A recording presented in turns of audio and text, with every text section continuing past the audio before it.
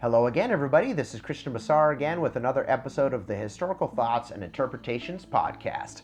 After some time off the air, I decided to do another episode in the Strategic Thoughts series. And the Strategic Thoughts series, of course, consists of episodes dealing with military, geopolitics, and strategic studies. So today what we'll be looking at is Russia's intervention in Syria, in the Syrian Civil War since 2015.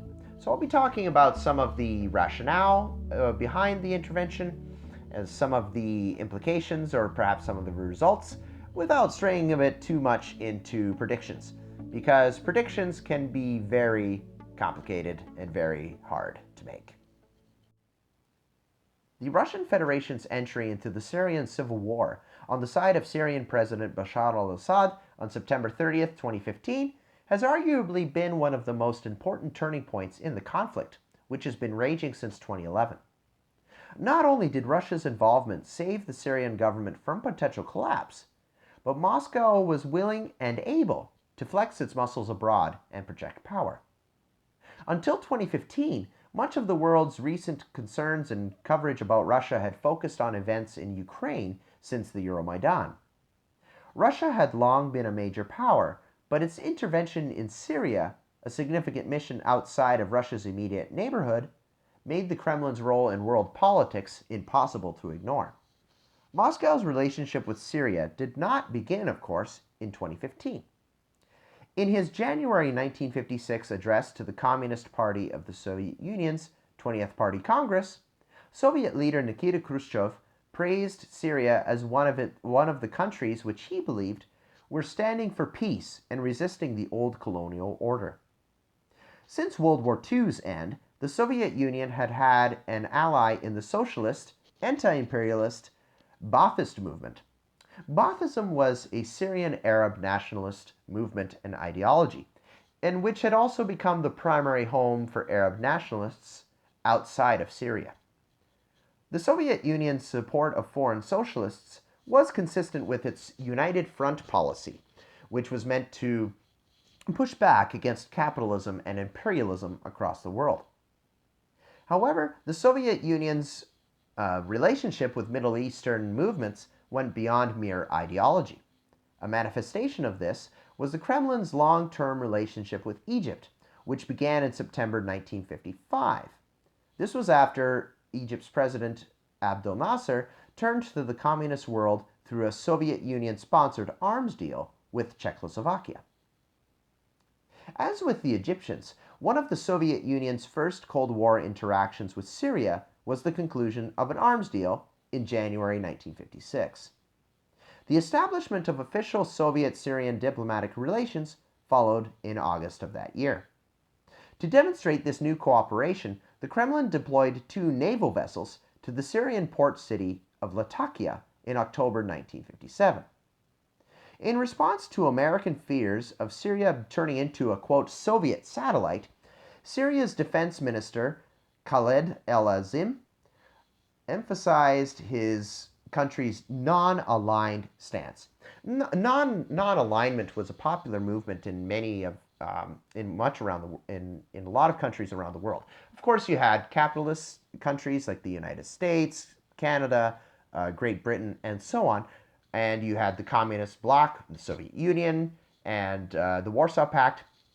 But also you had a lot of countries going kind of what they called the third world, or kind of in a non-alignment movement, where they didn't want to fully take sides with one or the other. So Syria was in an interesting position with because there was Arab nationalism, and also you had Baathism too, which was a socialist but non-communist movement. So the Soviet Union was willing to support socialist movements even if they weren't fully communist, right? So you did have Syria kind of putting itself into the non-aligned camp, if we can call non-aligned a camp. However, Syria's defense minister Khaled El-Azim also believed that the United States was forcing Syria to choose between the new, quote, new American imperialism and the communist world, especially after the Suez Canal crisis. Throughout the Cold War period, the USSR sent advisors and millions worth of infrastructural aid to Syria in exchange for political concession, such as the stipulation that a communist had to be a Syrian cabinet minister. And for decades after the initial arms deal in 1956, Syria continued to be a key Soviet weapons buyer, especially after its devastating defeats at the hands of Israel in the wars during the wars of 1967 and 1973. The Cold War turned the Mediterranean Sea into a theater of competition between communist and capitalist military might, and Syria was a part of this game. In April 1957, the American Navy deployed its Sixth Fleet to the Mediterranean in response to a political crisis in Jordan. In commenting on this, A.A. Koryakovtsev and S.L. Tashlikov, historians from the Military Academy of the Russian Federation Armed Forces General Staff, called the Sixth Fleet the most dangerous threat to the Soviet Union's southwestern flank, considering the fleet's nuclear missile-armed submarines. A decade after the Sixth Fleet's deployment, on June 14, 1967, the Soviet military issued Naval Command Order number 0195 in the aftermath of the Six Days War. Order number 0195 created the 5th Escadra, or squadron, which over time came to include between 35 and 60 ships, such as minesweepers, troop ships, intelligence-gathering vessels, and even 2 aircraft carriers, the Minsk and the Kiev. The 5th Escadra docked at ports in Egypt and Algeria, as well as at Syria's and Latakia and Tartus, the latter of which included a repair ship. With its submarines and troop ships, the squadron would be able to force the United States to reconsider actions in the region, thus becoming an instrument of deterrence. Showing the Mediterranean's importance in Soviet strategy, American intelligence estimated that between 1965 and 1970, the Soviet Navy had spent an annual average of about 10,150 ship days there, compared to only 4,500 in the Atlantic Ocean. As mentioned, the 5th Escadra was deployed just after the 6 Days War between Israel and its Arab neighbors. Israel was an important factor in Soviet interest in the Middle East, for in socialist or communist circles, Israel was perceived as a Western-aligned state. However, despite the 5th Escadra's presence and billions worth of arms sales to Syria, in many ways the USSR showed restraint in the Middle East. The Soviet leadership closely watched the Arab-Israeli wars and largely kept Soviet forces out of the conflict zone, except for anti-aircraft crews in 1973. The Soviet Union feared the possibility of getting into a direct conflict with Israel, and therefore also with the United States. The USSR also helped broker resolutions 242 and 338 at the United Nations Security Council to curb Arab-Israeli conflict. While anti-imperialist ideology and countering the West regarding Israel motivated significant Soviet support of Syria and other Arab states, this only went so far, certainly not to the point of risking direct war with the United States. In 1976, Egyptian President Abdel Nasser's successor, Anwar Sadat, wished to take a more pro-Western direction, which led him to cancel a Soviet-Egyptian Treaty of Friendship from 1971. Sadat also expelled Soviet military personnel from his country. So with the loss of Egypt, Syria now became the Soviet Union's quote-unquote linchpin for influence in the Middle East, according to Aidid Dawisha. A new friendship treaty between the Soviet Union and the Syrian state was signed in 1980, whose articles, among other things, called on the signatories to increase their defense capacity, quote-unquote, and counter any perceived threats to peace. The Soviet-Syrian Treaty of Friendship and Cooperation was originally meant to last until the year 2000. Though the Soviet Union had dissolved in 1991, its successor, the Russian Federation, continued to sell weapons to the Soviet-equipped Syrian military, which relied on Russian replacements, ammunition, and parts. Russia also supported Syria in other ways. In 1996, Russia called on Israel to return the Golan Heights to Syria, which had been annexed during the 6 Days War. And before Russia got directly involved in the Syrian Civil War, in 2012, both it and China vetoed UN sanctions against the Syrian government. On August 26, 2015, Russia and Syria signed a new agreement which committed the Russian Federation to a role in the Syrian conflict beyond diplomatic measures.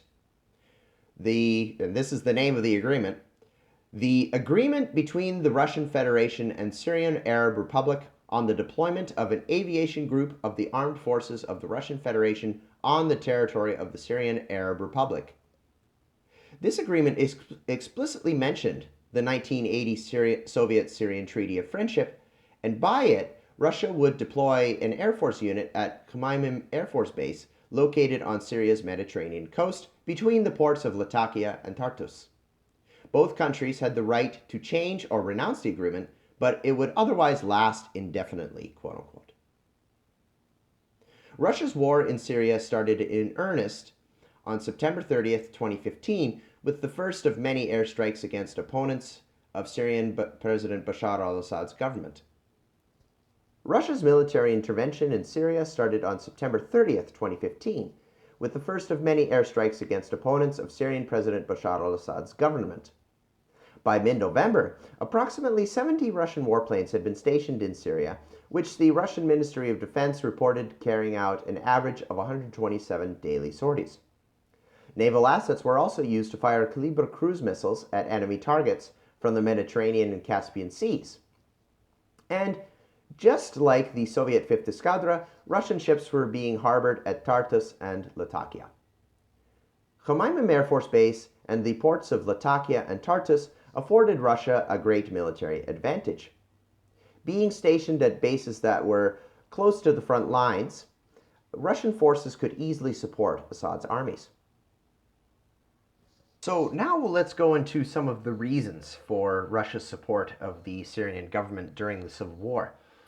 So a primary reason for the Russian intervention starting in 2015 was the fear of regime change or chaos resulting from the destruction of the status quo. Considering international involvement in Syria, the rise of the Islamic State, and the losses that the Syrian military was suffering at the time, it appeared that Bashar al-Assad's government could fall. The Kremlin recalled the chaos resulting from Western regime change wars in Iraq 2003 and Libya of 2011. The Iraq War had deposed America's longtime enemy Saddam Hussein, but an insurgency grew out of the resulting situation, which eventually allowed the Islamic State to gain power and threaten both Iraq and Syria. And although NATO achieved its mission of removing Muammar Gaddafi from power in Libya, the country eventually devolved again into a state of civil war, hardly the fortress of democracy, which was the campaign's original intention back in 2011. The Russian government has seen these failures and blamed the West for the current crises in those countries which American or Western foreign policy has targeted. If the Assad government fell, Russia worried that the leaderless country could then split into different factions, and the Islamic State perhaps could even hypothetically take over in the resulting chaos. In 2013-2014, the Euromaidan movement protested Ukrainian President Viktor Yanukovych's cancellation of a planned economic agreement with the European Union and his signing of one with Russia. According to the Russian government, the unrest and Yanukovych's eventual ouster was a Western regime change operation against a former Soviet state and Russian neighbor. The late Republican Senator John McCain's personal visit and words of support to the Euromaidan protesters only seemed to confirm anxieties that the Kremlin had expressed. A civil war soon erupted between the new pro-Western government in Kiev and the pro-Russian, self-declared Donetsk and Luhansk People's Republics in the east. In 2014 and 2015, two agreements, known as the Minsk Protocols, established a ceasefire in eastern Ukraine, but many of its articles, such as Ukraine's political decentralization, have been slow to be implemented. This situation, not to mention Crimea, the situation surrounding Crimea, has led to a hostile stalemate between the Russian and Western-supported Ukrainian government. And also, a proper analysis of Russian-Western tensions since the Cold War would require much more than can be included in this podcast episode. However, it's necessary to state that so-called regime change policy and support of Ukraine's post-Euromaidan movement are two major areas of disagreement which Russia has with the West. Running parallel to these concerns, the Kremlin has been anxious about NATO's post-Cold War expansion towards Russia's borders. Considering regime change and the deadlock between pro-Western and pro-Russian forces in Ukraine, Moscow had an option in 2015, military intervention in Syria. As already mentioned, this campaign would help Russia preserve the status quo vis-a-vis the Syrian government, preventing the chaos resulting from Assad's hypothetical collapse.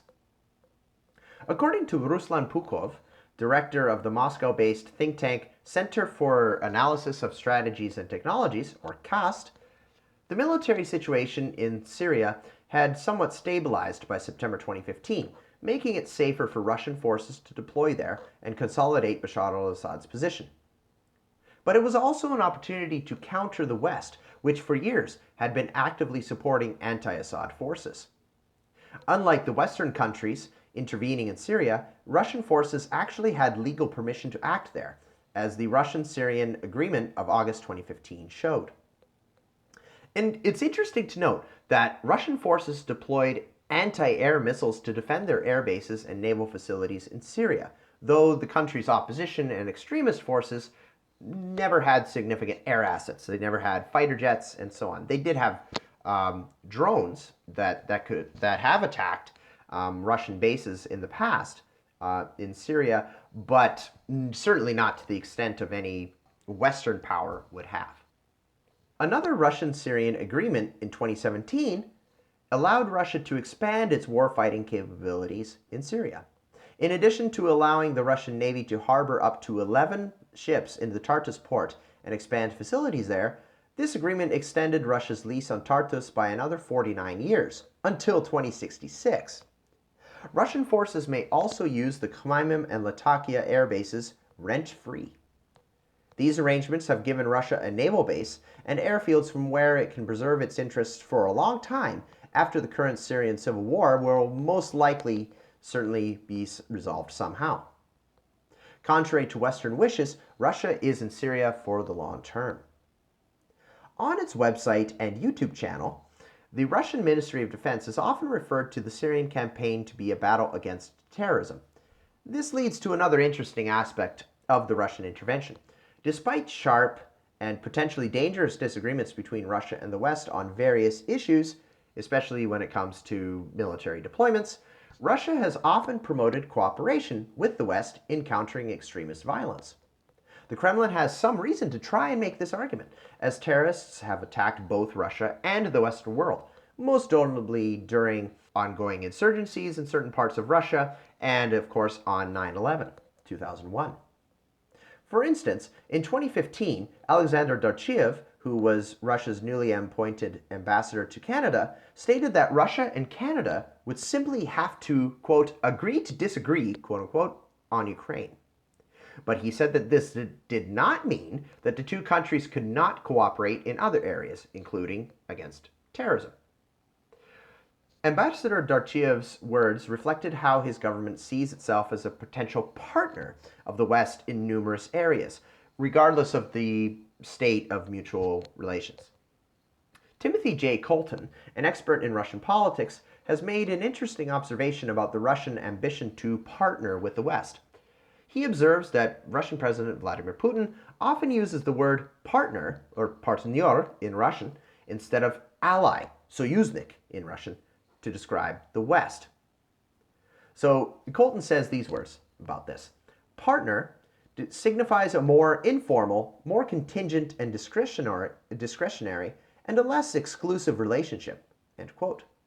Partnerships are more flexible than alliances, as the partner label can be applied to countless goals or aspects of international relations while not being applied to others.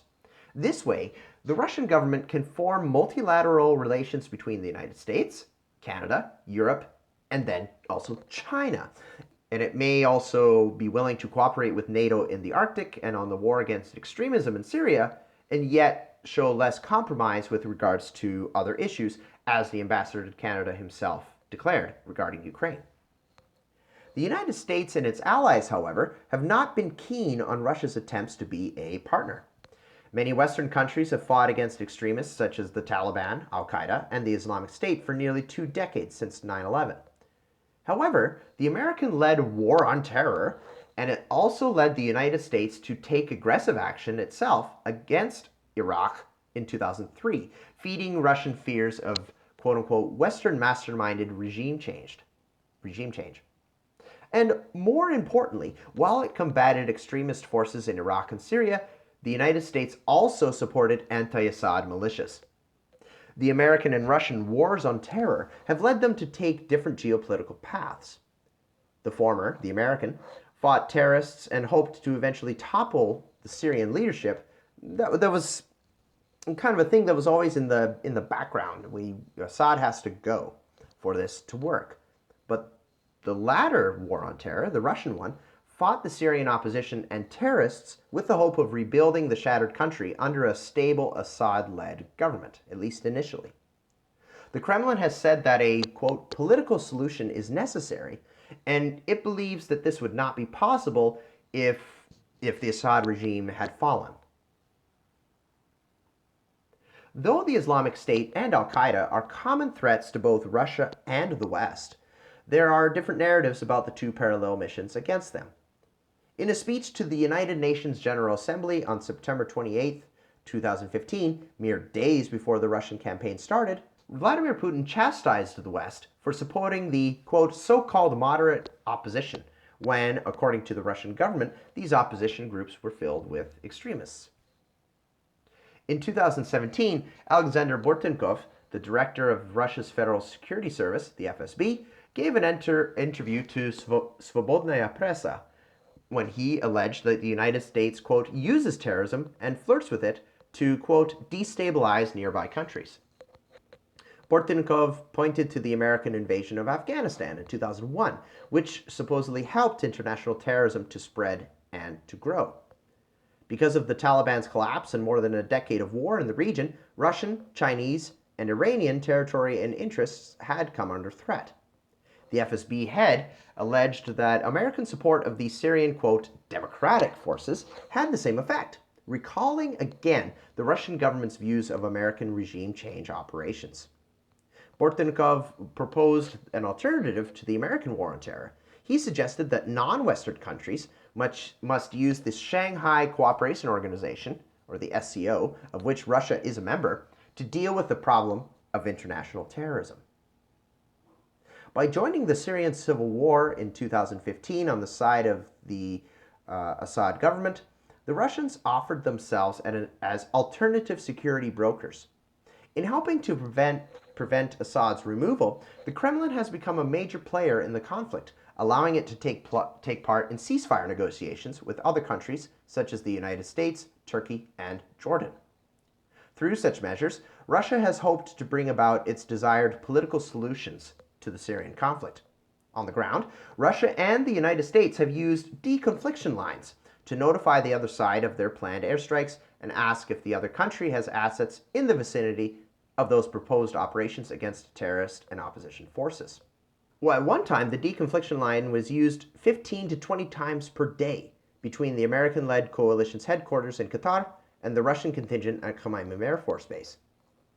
This avenue of communication and coordination has become especially important as the American coalition's goal of defeating the Islamic State and Russia's other simultaneous goal of preserving the Syrian regime against opposition and extremists were both realized, increasing the possibility of a clash over shared interest zones. So these deconfliction lines became very, very important.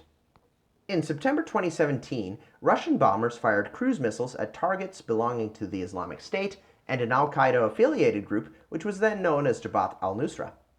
And these targets were situated near Deir ez-Zor, and this could have been a potential problem because American troops and the Syrian Democratic Forces, which was a U.S.-supported opposition group, they were in that area. And the Russian Ministry of Defense report on this airstrike said the following, quote, "It is to be stressed that all the targets were located out of settlements and in a safe distance from strongholds of the U.S. Special Operations Forces and Syrian Democratic Forces in the ISIS-controlled territories." And ISIS, of course, being the Islamic State of Iraq and Syria. It is not Russia's intention to attack the United States or its coalition NATO allies in Syria or vice versa. Nonetheless, Turkey's shootdown of a Russian Sukhoi 24 plane in November 2015 was a clear example that intense, complicated wars in somewhat small geographical areas such as Syria can lead to serious military accidents and geopolitical disasters. Despite these risks, the Syrian campaign has given Russia military benefits. For one, it has highlighted the success of Russia's military reforms since the war in Georgia in 2008. While that 5-day conflict in 2008 ended in an eventual Russian victory, organizational and logistical deficiencies saw Russia's forces suffer significant losses. After Georgia, the Russian military was reformed with a more localized, decentralized command structure. According to analyst Dmitry Gorenberg, the Russian troops deployed in Syria have also not had supply problems since 2015, even though Russia's military supply and deployment infrastructure is primitive, being done primarily via railroad transportation across the Russian Federation. So Gorenberg was stressing that even though the system is primitive, the logistics are primitive, the troops in Syria haven't had significant supply problems. So this is pointing to an improved situation within the Russian military since 2008. In September 2019, Russia's defense minister Sergei Shoigu gave an interview to Moskovsky Komsomolets in which he detailed some of the efforts to increase Russia's military readiness. He suggested that Syria helped this military reform process. In Syria, Russia was not fighting, quote, "a bunch of fanatics and primitive militants," said the defense minister, but rather, quote, "the largest terrorist organization of many thousands, or more exactly, a system." Shoigu mentioned these enemy's tanks, anti-aircraft missile systems, extensive supplies, and suicide bombers.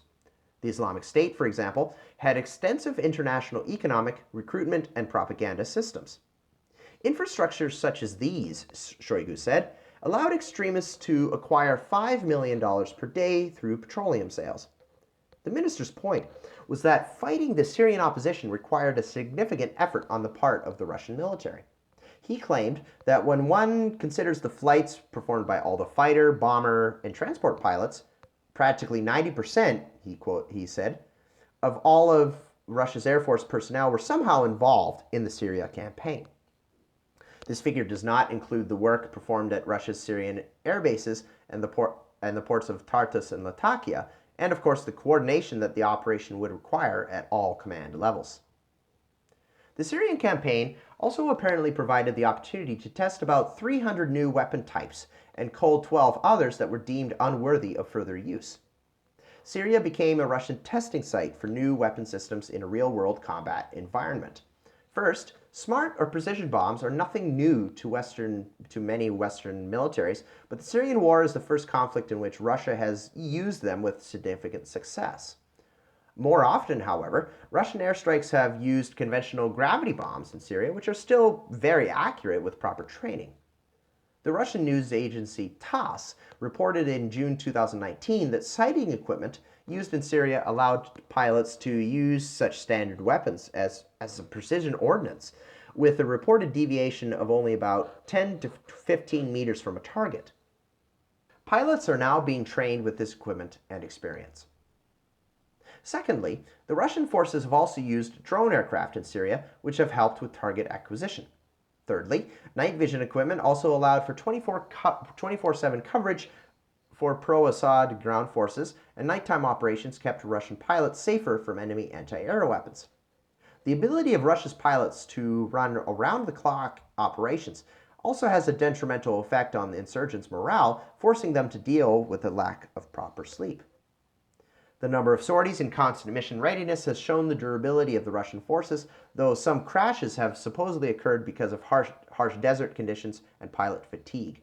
That is another interesting aspect, where there were some weapon systems that the Russian military was using, but in desert conditions, the weapon became a little bit less effective. The climate is completely different between Syria and in Russia. So little things that one might not think of at first. And so desert conditions, maybe temperature, maybe air pressure, something like that could change something with a weapon system. So the using a weapon system in a desert environment such as Syria allowed weapons developers and the military to see, okay, this is how this works in a desert environment. We have to account for this because of the different climate. So that is one other aspect of sort of fact-finding and weapons testing that has been found during the Syrian mission. Finally, some analysts, such as Catherine Harris and Frederick W. Kagan of the American-based Institute for the Study of War, have said that due to recent combat experience, the Russian military has practiced a lot working with irregular militants, such as Iranian militias fighting on the side of the Syrian government. Such experience is valuable in conducting battles with unconventional forces and insurgents. Throughout the campaign, Russia was also active in an intelligence sharing center with Syria, Iraq, and Iran in order to coordinate airstrikes against the Islamic State. If the organization received intelligence about Islamic State movements in Iraq, Iraqi forces would be mobilized against them. If word was received about the Islamic State in Syria, however, the mission was passed on to the Russian Air Force. This experience not only helps Russian forces improve coordination with allies, but it also strengthens the Russian government's narrative or idea of partnership in the fight against extremism. So what happens now? For the moment, Bashar al-Assad's government is relatively safe, and Russia's fears of regime change in Syria have been averted. So Russia continues to prop up Damascus with military support. But perhaps far more unpredictable is America's role in that of the mercurial President Donald Trump. American forces at one point were withdrawn from northern Syria, allowing fellow NATO member Turkey to launch an offensive against the American-supported Kurdish-majority Syrian Democratic Forces, which Turkey sees as a terrorist threat. The United States has not completely left Syria, as its Special Forces mission in November 2019 against the Islamic State's leader Abu Bakr al-Baghdadi has emphasized especially. But apparent American indifference towards the SDF after all the support and then withdrawal in the face of Turkey's assault indicates that the United States may have lost some interest in changing the regime, so to speak, in Syria. However, what will the new U.S. president do if the Democratic Party wins in the 2020 election? Will that new commander-in-chief take a harder line against Assad and Russia's involvement in the Middle East? Indeed, the future role of America in Syria is unclear. And what's interesting is I wrote this last little bit in November of 2019, but now we're in January 2020, and now we've had recent airstrikes against General Soleimani and also an Iranian counterattack against bases in Iraq. So that's a brand new thing. So that, of course, that's more dealing with Iran and Iraq, not so much with Syria, but that they are interconnected in those ways. So an American response, America has deployed more troops to the region, but also Iraq, the Iraqi parliament has passed a non-binding resolution to have American forces leave. So all of this put together could be, of course, I don't try to make predictions because predictions can turn out wrong and all of these different factors come in and so on. But it's suffice to say that the future role of America in Syria is unclear. While I personally believe that Russia's role is much clearer, because Russia's foreign base there appears secure, with little or no likelihood of conflict with a major intervening power, such as the United States. And in Syria, is some remaining opposition or extremist holdouts in the SDF, the Turkish-supported Free Syrian Army, those in Syria's Idlib province, but it's certainly not as serious or as intense as it was in 2015, when it looked like at the time that the Damascus government could have collapsed. Furthermore, on October 22nd, 2019, Russia and Turkey signed a deal in Sochi. According to this deal, both countries were to permanently to conduct joint patrols of the area which Turkey had recently secured in the north of the country, and they would remove and disarm Kurdish militias, according to this agreement. The agreement also committed Russia and Turkey to finding a, quote, lasting political solution to the Syrian conflicts, one of Russia's main goals for its Syria intervention. The United States and Turkey had agreed on a ceasefire deal a week before the one in Sochi, and it included similar provisions to the Sochi agreement, such as the withdrawal of Kurdish militias from the area of Turkey's Syrian operations. However, Turkey signed its deal with Russia without American participation. This shows that in Turkey, Russia will enjoy having a NATO partner in Syria with which it feels it can work, adding to the improved state of Russian-Turkish relations since 2015. But many questions will remain. With an apparent shrinking of America's role in Syria, how much more will Russia have to commit? How will this affect Russia's pocketbook? How long will Russia have to commit to Syria's reconstruction efforts through its Russian Center for Reconciliation of opposing sides? The Islamic State has been severely weakened, but will it or other extremist forces attempt to recover, forcing Russia to stay longer in Syria? Because the Islamic State is in more of an insurgency now. It's lost its caliphate, and its leader Abu Bakr al-Baghdadi is dead, but it still exists. So there are all of these questions, and again, however the situation between America and Iran and Iraq goes, Russia will certainly have some kind of a response or some kind of a reaction to that, which may not, as of now, be directly related to Syria.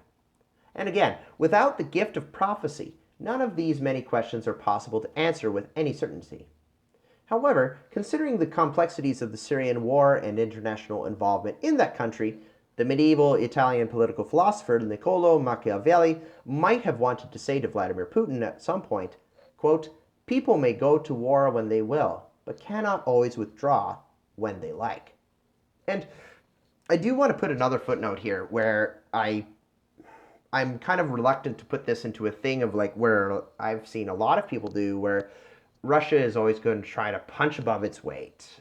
They're getting involved in this and it's going to become a mess for them. It's going to become a quagmire.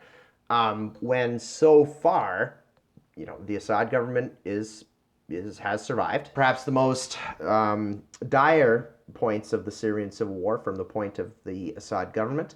Russia's intervention has effectively dealt with opposition and extremist forces in the country as well. And the Western governments, if they did want to talk about regime change in Syria, Assad must go, and everything like that, you don't hear that as often. So as of right now, and again, that's as of right now, everything seems to be pointing more towards the eventual political solution that the Russian government has been pushing for. And it has a willing participant in many ways in Turkey, which is a NATO ally of the United States and other Western countries. So if people, I try to avoid the automatic thing of like, well, Russia got involved in this and they're punching above their weight. It's not going to work out for them. It's going to be a complete disaster. It's really not been as successful as one may think. And of course, opinions and experts will agree and disagree with these types of points.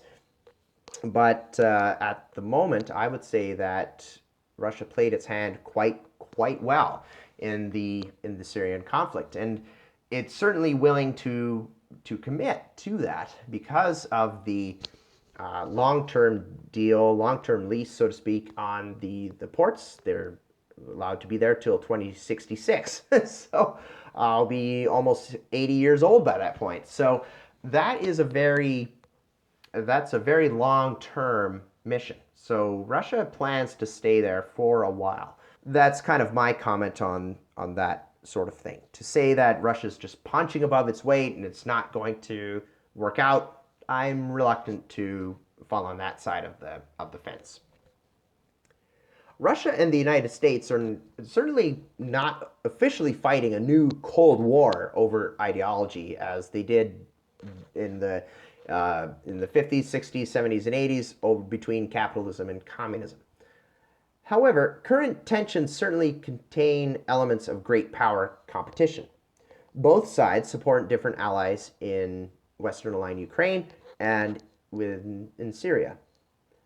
And Russia's Syria campaign is a form of power projection, being Russia's first expeditionary mission outside of former Soviet territory. And this has brought the Kremlin political advantage in that it has been able to affect diplomatic happenings in Syria. The direct negotiations have happened in the past between the United States and Russia regarding the Syrian situation. That has happened as well. I've mentioned the negotiations with Turkey and so on, but Russia and the United States have had direct talks regarding the Syrian war and the Syrian situation. So Russia gets a seat at the table. And Russian forces will likely stay, as I say, for a long duration to further secure the Syrian government. And the nearly 50-year lease on the port of Tartus has gifted the Kremlin with a foreign base, one with air defenses, in the Middle East. So if the Russian government ever wishes to respond to a future regional crisis, it now has more capability to do so. And this echoes the Soviet Union's 5th Escadra, which used Tartus and other Arab ports during its Mediterranean deployments.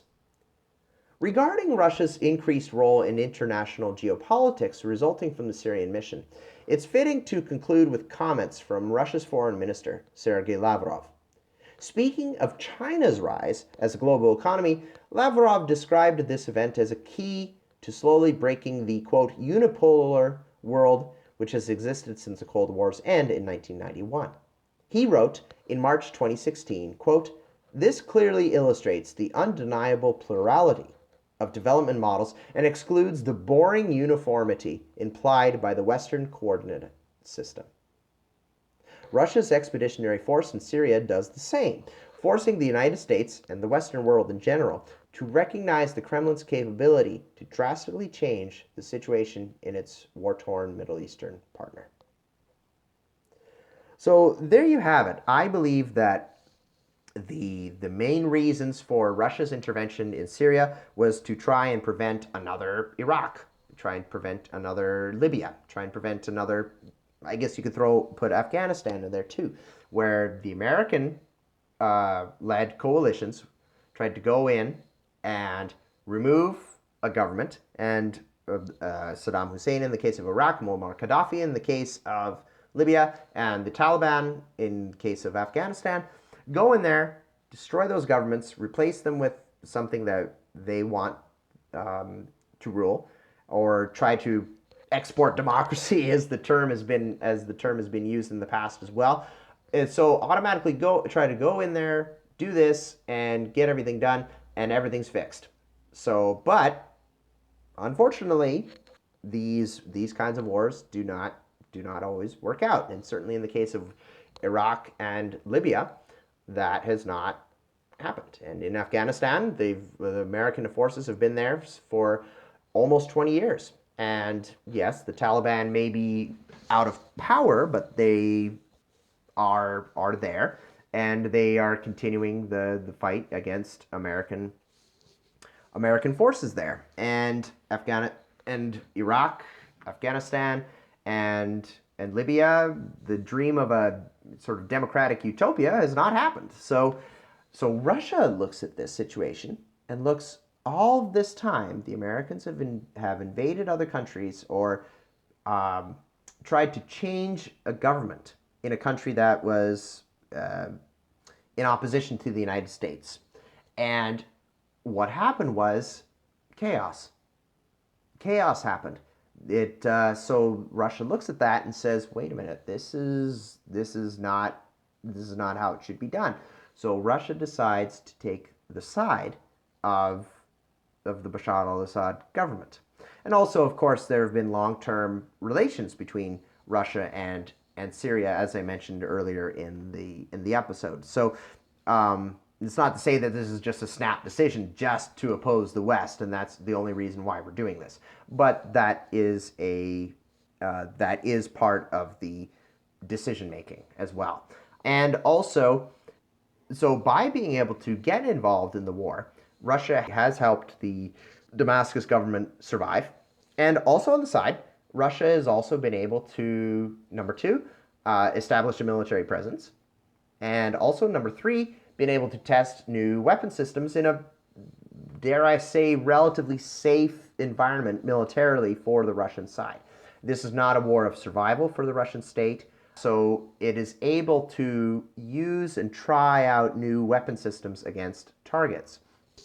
And in a brand new climate, new environment, and in a real combat situation. So Russia has been able to improve some weapon systems and also test them in a real combat situation and away from their own soil as well.